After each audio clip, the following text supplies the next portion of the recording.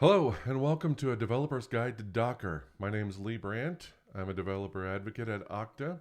This is meant to be kind of a 101 Docker talk for developers, just kind of what developers need to know to get started with Docker. So if you're pretty familiar with Docker already, or God forbid you're a DevOps engineer, you're going to want to lean on something sharp in about 10 minutes. So just fair warning. So the question is, who am I to start off with? Again, my name's Lee Brandt, developer advocate at Okta. I've been a programmer for since '97, so like 23-ish years. I love craft beer, but I'm a recently converted vodkatarian, just trying to live a little healthier life. It's a lifestyle choice. Um, so a lot of people know me from previous jobs, like Keeper of Keys and Grounds at Hogwarts. They know me from that job. Star of Finding Bigfoot. I was on 3 seasons. They never got a picture of me. They know me from that job. Obviously, very serious and very professional all the time. So that's me. Let's see what this Docker stuff is. Okay, so back in the day when you wanted to get your application onto a server, you'd go to the ops folks and you'd say, hey, I want to put my application on a server. And they would say that's going to be 3 weeks. And you think, why is that going to be 3 weeks? And they're like, well, I have to create a PO. That's going to take at least a week to get approved. Then I have to order the hardware, and that's going to take at least a week to get here. And then once it gets here, it'll take me about a week to get it racked up, get an operating system on it, get it networked, get it secured, then put any software you need on it, whether that's Apache or Tomcat or IIS or whatever, then you can put your application on it. And you're like, well, this is not ideal from a developer's perspective, but it's not ideal from a CapEx perspective either, because when the ops folks order a server, do they order the Intel Celeron processor with 128 megs of RAM? No. They buy the NASA server that's got 24 8-core processors in it, and they could run NASA from this thing. And so once you get your application on it, your server, your $10,000 server, is now sitting at 1% utilization. So once the CFO recovers from their coronary, then you have to try and figure out a better solution. And for the longest time, it has been VMs. VMs are a way to now I can put multiple machines on this NASA server that I have and get it up to 70 or 80% utilization. And VMs were awesome, and they still are awesome. As a matter of fact, there's whole cloud solutions based around VMs. So, how do containers fit into all this? And generally, when I start talking about Docker, one of the first things that people say is, well, actually, one of the first things that people say is, I should learn more about Docker. But the second thing that people say is, aren't containers just lightweight VMs? And if it helps for you to think of them that way, that's fine. But there's some major differences, and there's a reason why containers are actually preferable to VMs in a lot of situations. So let's take a look at the differences here between the two. So we have VMs. VMs and containers both start with a host operating system that we're going to be running. Then for the VMs, you put your VMs on the host operating system. Then you put the OS on each one of those VMs. Then any software you need, whether that's Apache or Tomcat or IIS or whatever, to run your app, then you can put your app on it and you're done. And each one of these requires a separate license for each OS and all that good stuff, right? It also um, starts with, it starts the same way with containers, host operating system, multiple containers on it, and then you put your app on it and you're done. And actually, that's a misnomer because containers actually contain your app in it. So it's really just put your container on the host operating system and you're done. And how is this possible? It's because the containers actually share the host operating system resources. Now, so do VMs. But when you set up a VM, I don't know about you, but I get decision anxiety. Like, how much RAM should I give this thing? How much hard drive space? How many processors should I give this thing? It can be nerve wracking. And if I get it wrong, am I going to have to take the whole VM down, take my app offline while I give it a little bit more RAM or give it a little bit more disk space? The answer is usually yes. So, plus, I don't know about I don't know how many of you watching are like DevOps or ops type people, but I'm assuming that Wednesday is the loneliest day of the week for ops folks. That's the day when you have to go through each machine that you have at your disposal and make sure there are any updates need to be installed or are installed and installed securely or whatever. But um, also, you have to buy licenses and maintain each one of these operating systems yourself, just like a regular machine. Containers actually come with everything they need in the container to run your app, and they use the host operating system resources. Now, this means that it makes it a little bit difficult to run things like you can't run a Windows container on a Linux machine because at its base, Docker is a Linux VM. So now you can run Windows containers on Windows machines because there's a pass-through that allows it to use the Windows operating system resources. So this is where containers actually end up kind of outshining VMs at certain points. Doesn't mean VMs don't still have a place. It's just there's some places where containers are a much better option. The other thing about VMs and versus containers is you've got your VM here with your app on it, and when nobody's using it, like let's say it's a US only type app. So from about 6 o'clock in the afternoon to about 8 o'clock in the morning, nobody's using it overnight. Well, how much resources is the VM taking up? Whatever you gave it, right? If you gave it 100 gigs of disk space, it's still taking that 100 gigs of disk space. It's still taking those 4 processors you gave it, still taking up the 4 gigs of RAM you gave it. So none of that can be reclaimed by the operating system. If another VM running on that host OS needs it, you're just done. They can't. A container runs a lot like an application. So when nobody's using your app, it takes almost no resources. Now, it runs like an app in that it takes as little or as much resources as it needs, but you can cap that and say this container can never use more than 2 processors, or it can never use more than 4 gigs of RAM, whatever that case is. That way a denial of service attack on one container doesn't bring the whole host operating system and all the containers on it down. But basically, a container takes as little or as much resources as it needs, which means that when nobody's using that app, those resources, those CPUs, that RAM, that disk space is available for other containers on that host operating system to use. So it's super, super helpful when it comes to running multiple containers on a host operating system. Because let's face it, have you ever tried running 2 VMs on your local machine? Super responsive, right?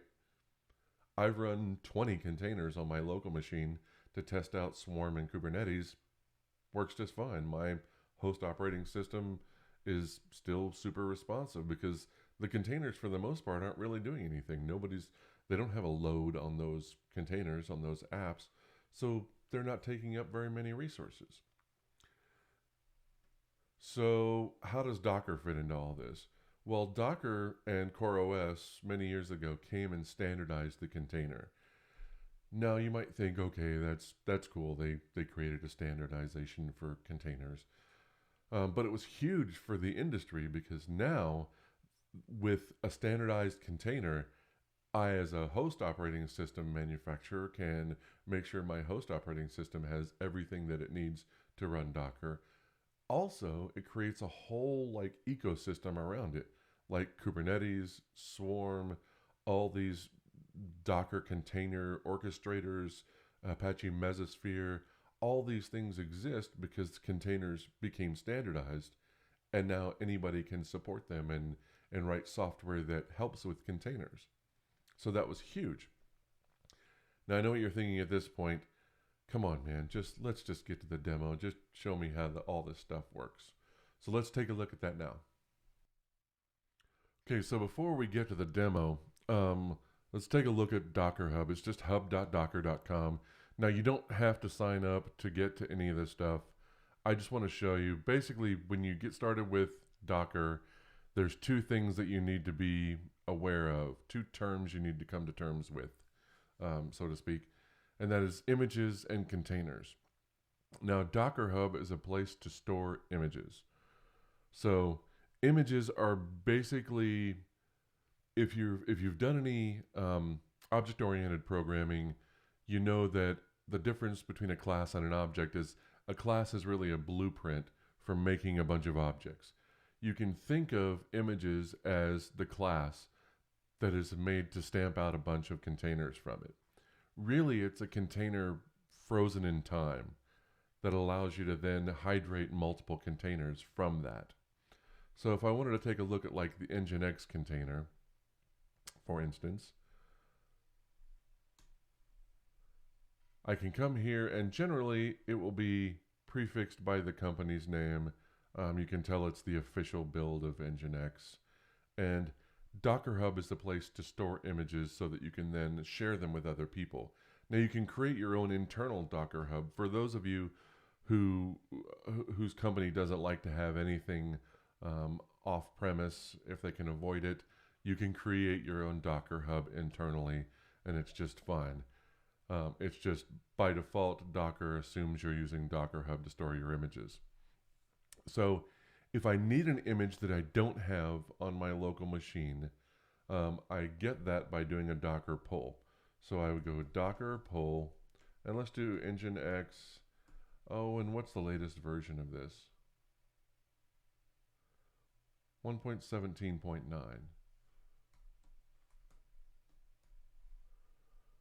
Now, if I leave that off, the way that I refer to this image is by its name and its tag. If I leave the tag off, it's going to assume that I mean latest, which is actually 1.17.9. But don't ever use latest in production. Remember that containers are meant to be destroyed and recreated. That's actually how you update a container, is by destroying the container and replacing it with a new one. So today's latest might not be the same as yesterday's latest. It might not even be the same as 10 minutes ago's latest. So just don't use latest in production. So as a habit, I just try not to use latest anywhere. So 1.17.9. And when I do a Docker pull, what it's going to do is it's going to pull down 3 files. Okay? And then it's going to tag one. So we'll take a look at what that means here in just a minute. But let's go ahead and, if I want to see the images that I have on my local machine, it's just Docker image list. Now, these are the new commands. The older commands are still in use quite a bit, and there's lots of content out there, blog posts and things like that, that use the old command. So I'll try and make sure I mention both the old command and the new command so that you're not confused when you get out there and start reading blog posts about it. So the old command was Docker images. The new command is Docker image list. So now we can see I've got Nginx 1.17.9 on my local machine. It's got an image ID, okay, and its size is 127 megabytes, and it was created 2 weeks ago, okay? So if I wanted to create a container from this image, I could run a Docker run command where I do -it, the name of the container that I want to run. So this is just a Docker run command. I'm going to give it 2 switches, -i and -t. So this is just a way of combining the two of them. I could put it like that as well, but -i and -t. Now the -i says that I want it to be interactive, which means once you start it up, I want to be able to interact with it. And I'm going to do that with the -t, which is create a sudo tty shell into that Docker container. And now I can interact with that via my shell. So I want to base this container off the Nginx 1.17.9 image. And then this last argument, bin bash, is the command that I want running at process ID 1. Now, if you're not a Linux person, the process that runs at PID1 or process ID1 on most Linux machines is a program that I always forget the name of it, but I believe it's called init. And what it does is when you start up a machine, it starts up all the stuff that's supposed to start up when the machine starts up. And when you're shutting the machine down, it's the last thing to be shut down because its whole job is to make sure it can try and stop everything and shut it down gracefully as the machine's coming down. For containers, containers are meant to be a one container, one application type thing. They're meant to kind of go together. So in this case, the thing running at process ID 1 is going to be the bash shell, which means that this is also the thing that keeps the container running. So when the bash shell, in this case, exits, this container will stop running. So we'll see. I'll go ahead and run it, and we'll see that it came up pretty quick here. And now I'm root at 406f11f dot blah blah blah, right? So now let's go ahead and we'll create another terminal window here.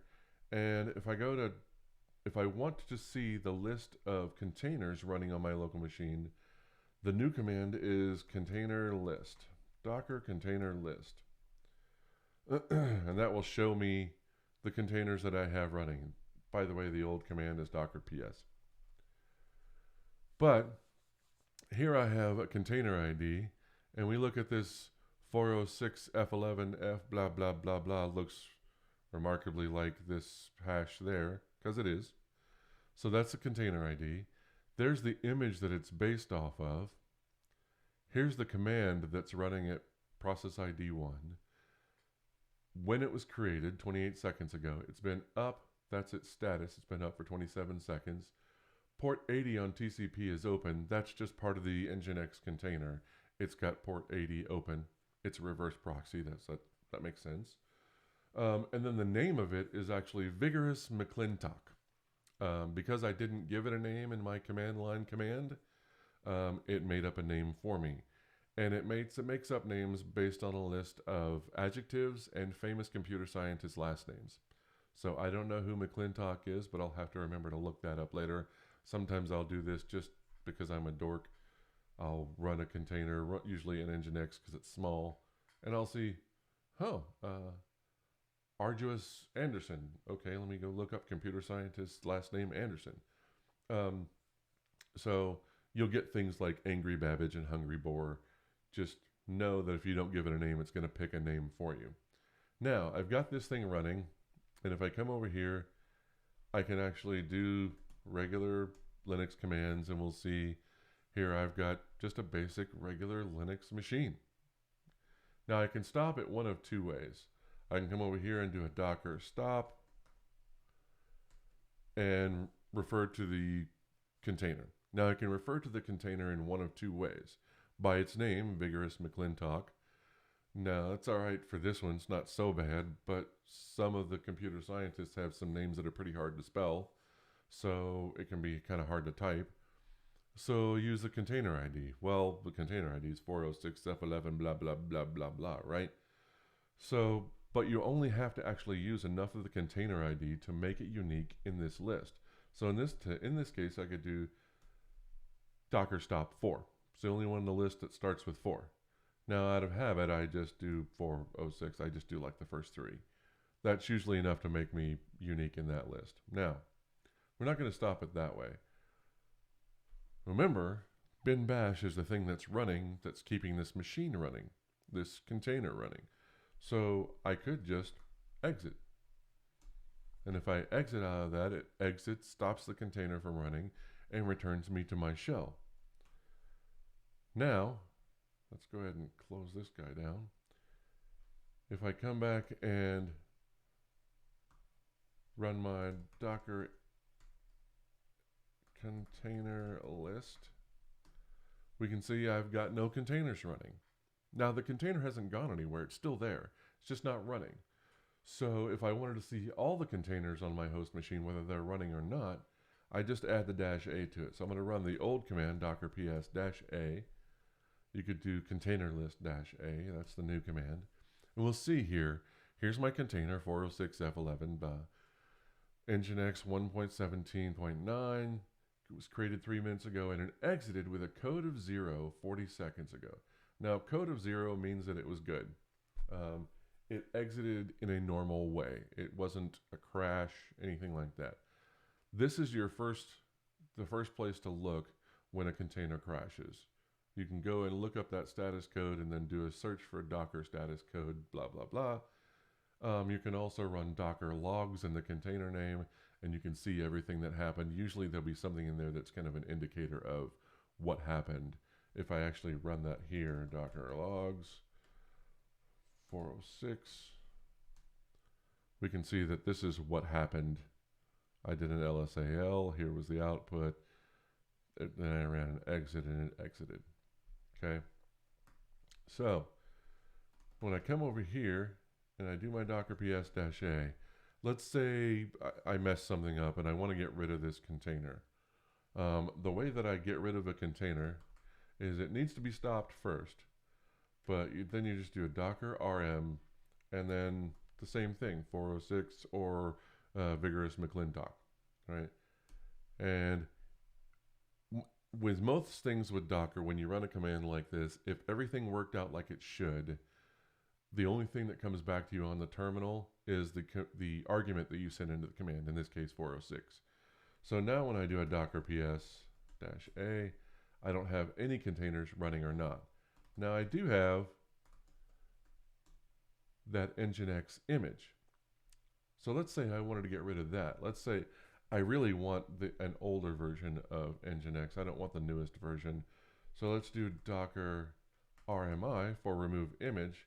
And then I do the same thing, either Nginx 1.17.9, or you can also do the same thing with the image ID that you did before. So 667.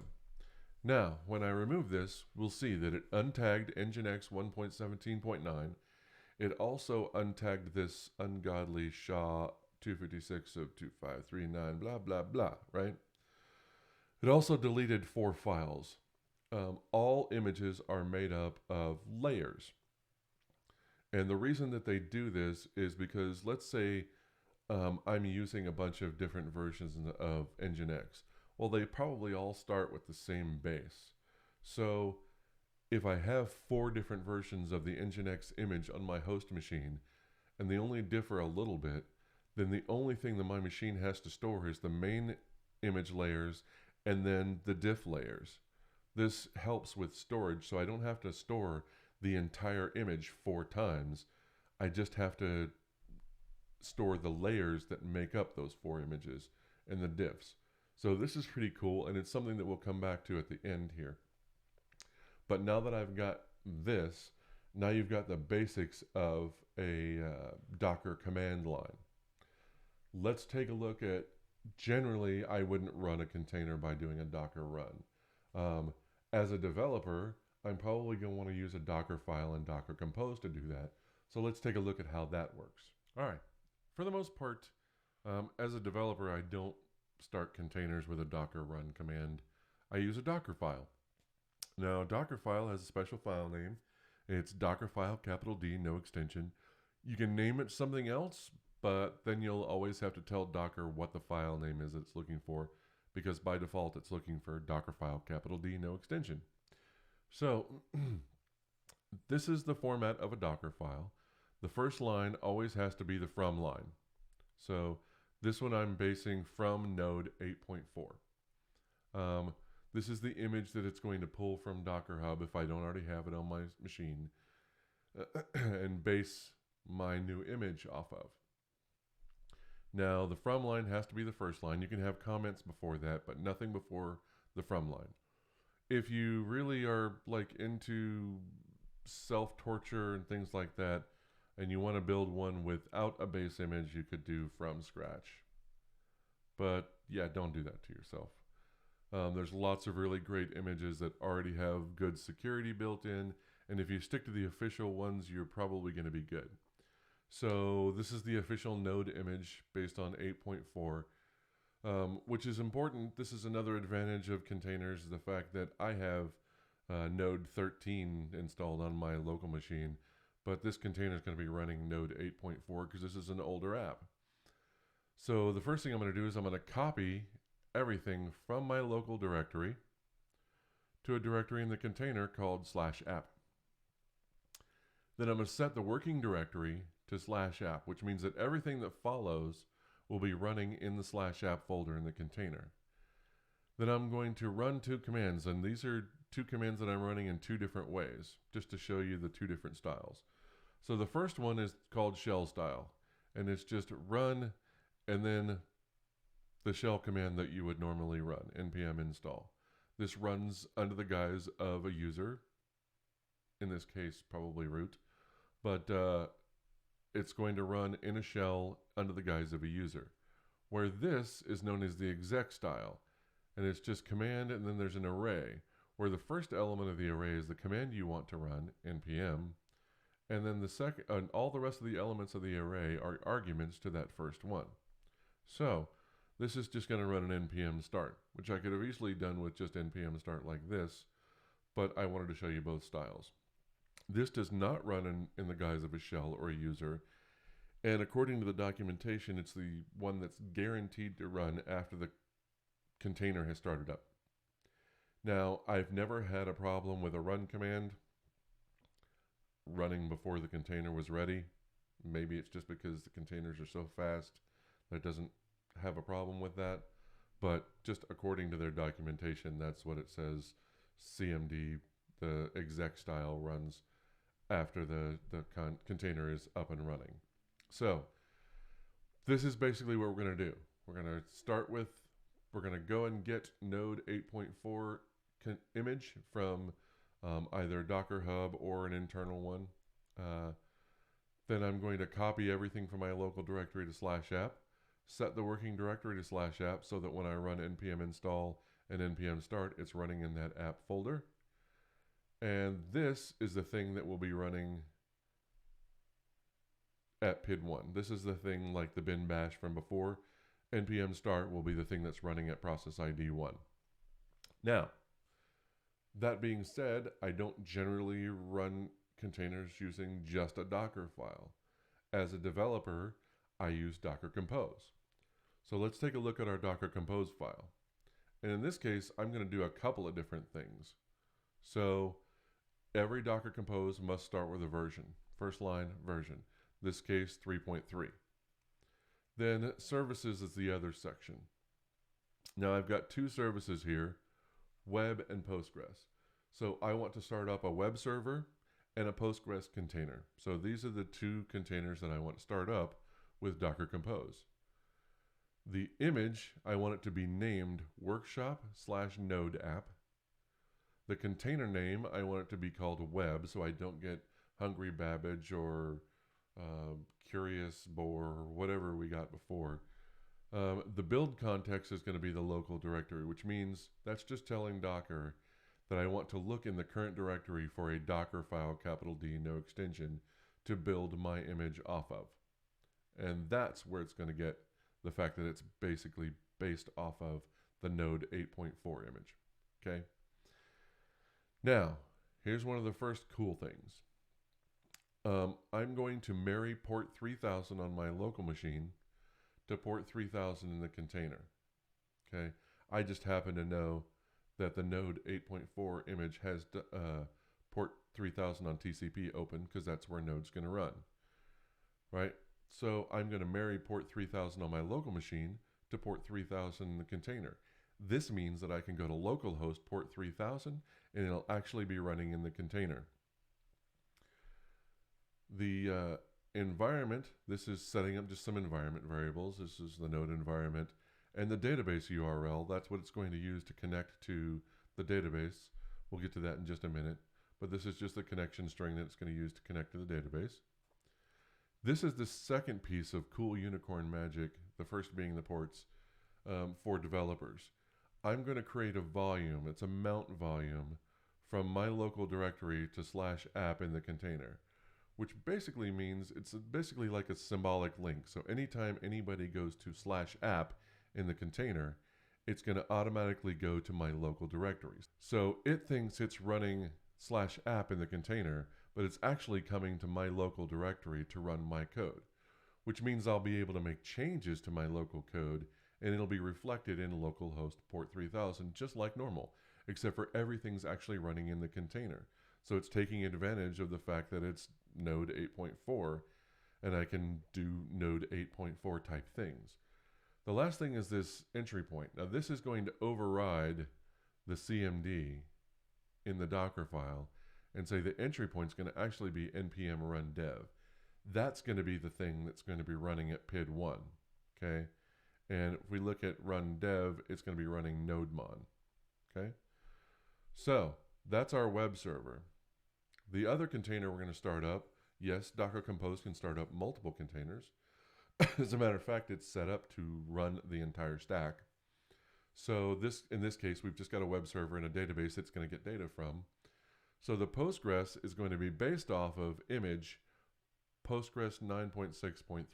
So if I don't already have it, since I don't have a Docker file that I'm building this from, I'm going to be just telling it, get the image Postgres 9.6.3, and that's what I'm going to be running this container off of. The container name is going to be called DB.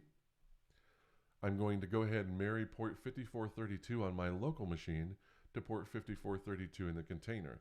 This way I can run pgadmin and just connect to localhost and connect to my KCDC database. And the user is KCDC app, right?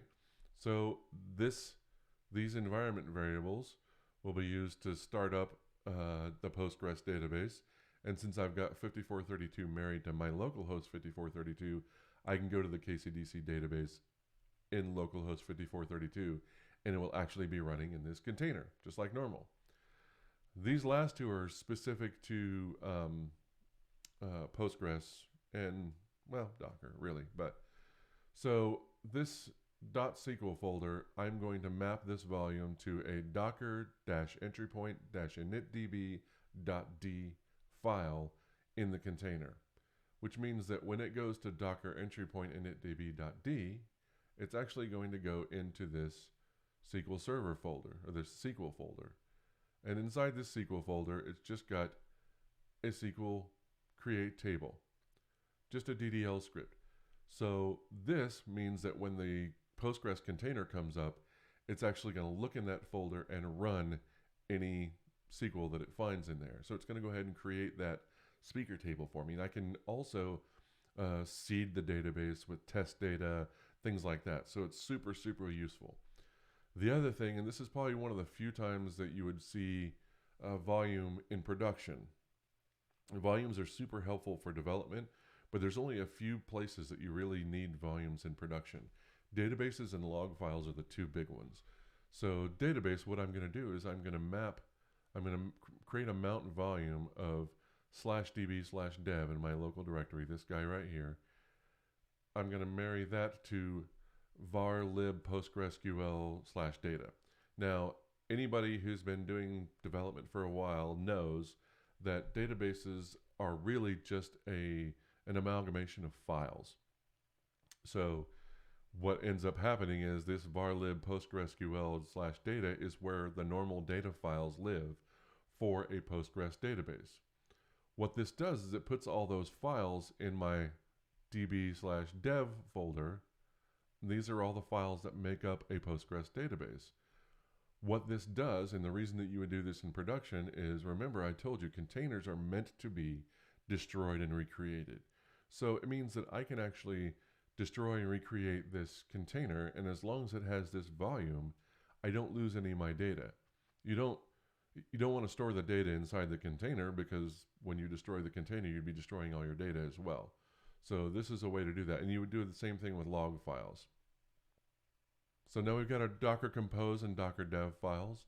This is actually how I would run a container. So the way that I do this is I get to that directory.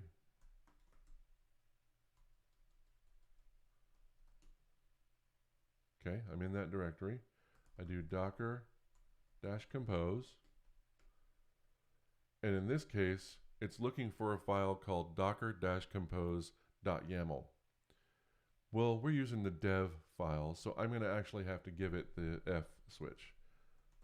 Docker-compose.dev.yaml up.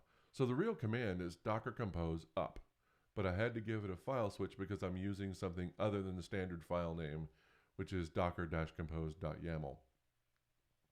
That one I like to keep for my production Docker Compose. Okay.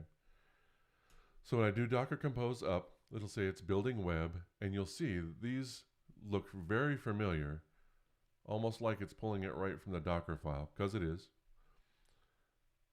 Then this is just, I wish NPM and Docker would get together and not make the NPM install output red, because I always think something went wrong.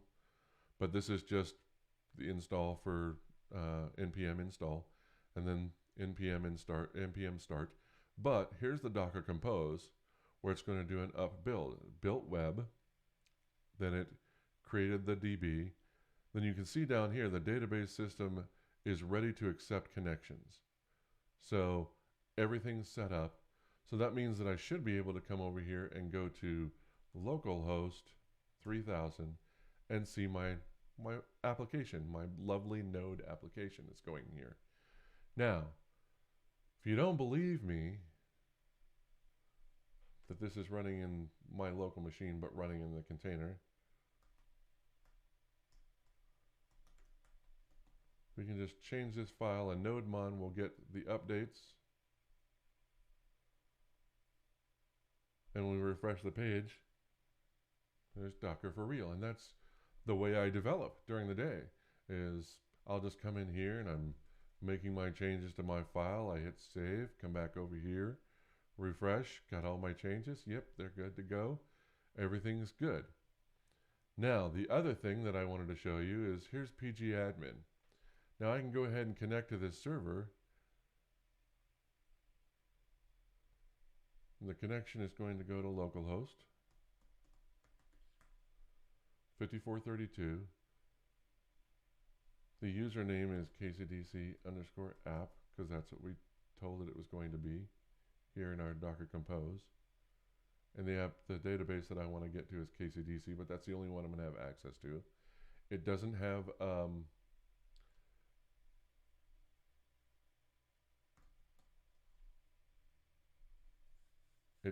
a password, just local. So here's my database, and I'm actually in this database in here. So if I come over here and run this /speakers, it's getting data out of my database from Postgres. View data, all queries. There's my Jim Beam and Jack Daniels coming right out of the database onto your screen.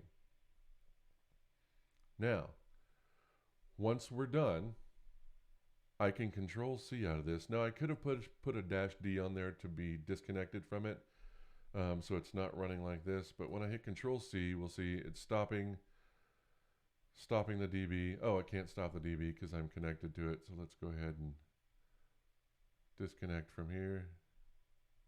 Yes, I want to disconnect from that server. Now it can stop the database. Okay. And we go back up here, we can do Docker ps-a again. And here's my two containers. This one exited with a 137. That's the Postgres.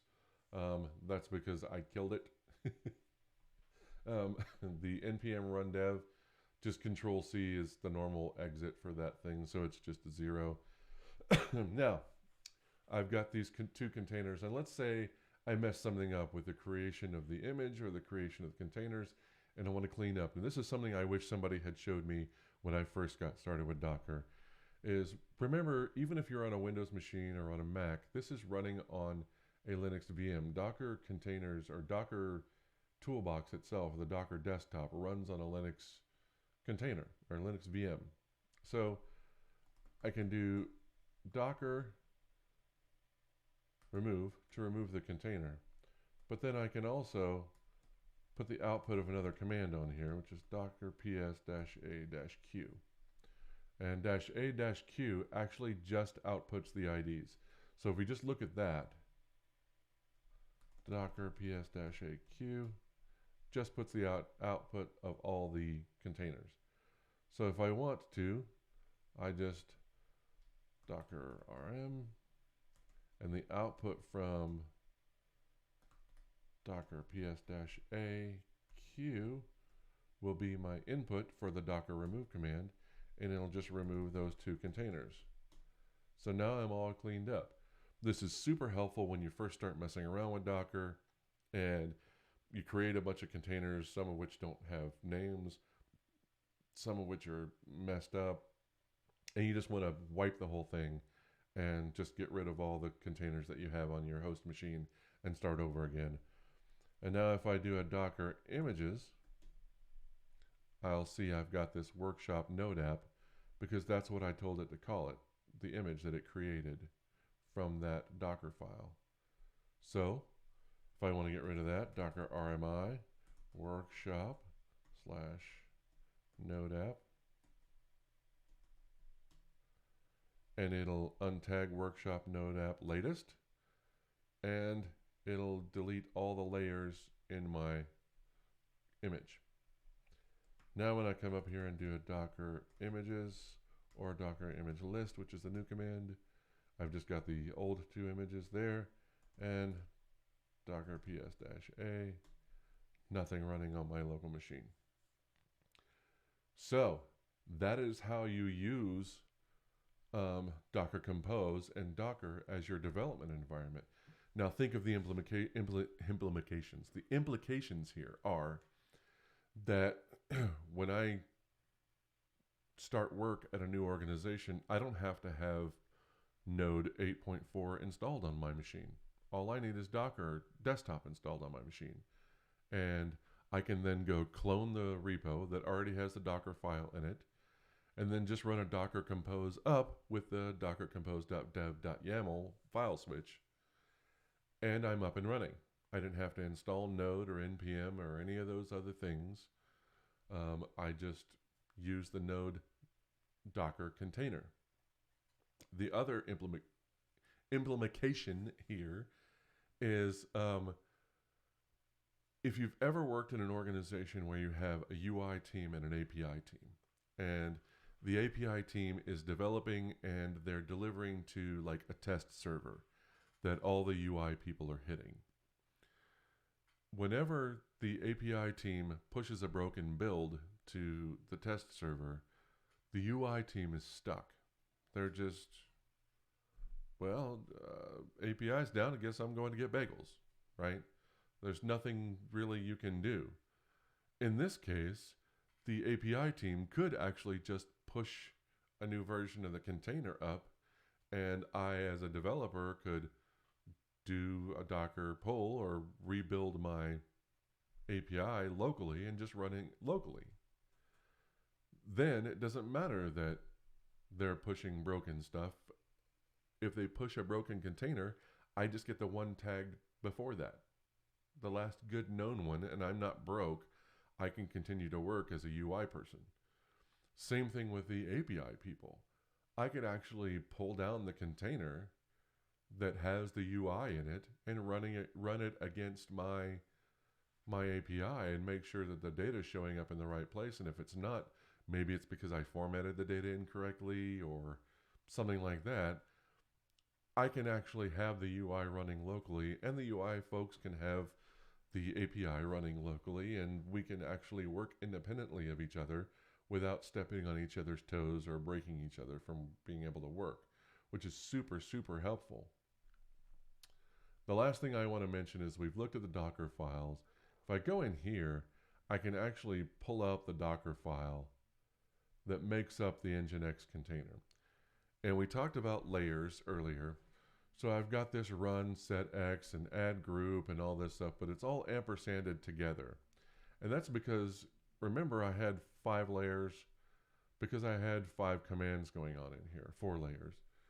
So I had 4 commands going on in here. Every time I run a command, it's going to create a new layer. So think about that when you're creating your Docker files. If I'm going to, like, for instance, install Apache, I'm probably going to install Apache utils with it. So I would probably do a run apt-get install Apache and Apache utils, right? So just think about that. If you ampersand them together, it's only going to create one layer for that. and you want them to be semantic. So you want them to have all the stuff that that layer is going to have that's going to be shared from one to the next. Remember, Docker only stores the deltas, and they all share the same similar layers, right? So if you have a bunch of images that are all have Apache and Apache utils in them, make that a layer. Install that as a run apt-get install Apache and apt-get install Apache utils, right? Make that all one thing so that Apache is installed, the utilities are installed, the user that's going to be running Apache is set up, the security is set up around Apache, and that's all one command. That way it's all one layer. That way when you create other images that are based off of, you can base them off that same thing. They have the Apache and Apache utils already set up, and that layer is now one layer that's shared among other containers, if that makes sense. It's mostly to save space on your host machine. All right. Well, thanks for joining me today for Developer's Guide to Docker. Make sure you check us out. Check out the blog at developer.okta.com. If you need to get in touch with me, if you have comments or questions about the presentation, I am lee.brandt@okta.com. You can also follow me on Twitter @leebrandt. Thanks for coming today, and enjoy the rest of Octane.